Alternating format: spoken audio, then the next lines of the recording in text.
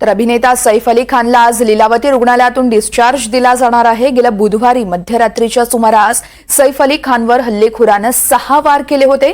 वांद्र्यातील सैफच्या निवासस्थानी ही घटना घडली होती। गुरुवारी सकाळी सैफ अली खानवर शस्त्रक्रिया करण्यात आली आणि त्यानंतर सैफ अली खानला रुग्णालयातच अंडर ऑब्झर्वेशन ठेवण्यात आलं होतं। अखेर आज सैफ अली खान रुग्णालयातून सुखरूपपणे बाहेर येणार आहे। या संदर्भात अधिक माहिती देतात भाग्यश्री प्रधान, आमच्या प्रतिनिधी आहेत आपल्यासोबत। भाग्यश्री, आज अखेर सैफ अली खानला लीलावती रुग्णालयामधून डिस्चार्ज दिला जाणार आहे।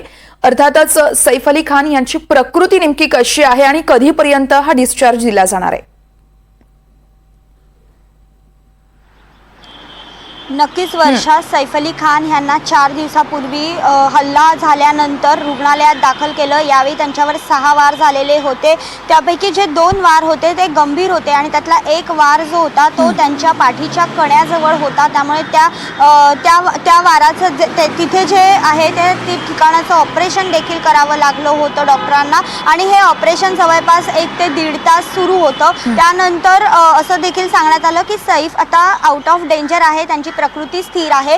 4 दिवस त्यांच्यावर उपचार करण्यात आले, प्लास्टिक सर्जरी देखील त्यांच्यावर करण्यात आली आणि आज असं कळतंय की लीलावतीमधनं त्यांना डिस्चार्ज देण्यात येणार आहे। जवळपास 11:30-12 नंतर हा डिस्चार्ज देण्यात येईल अशी माहिती मिळते।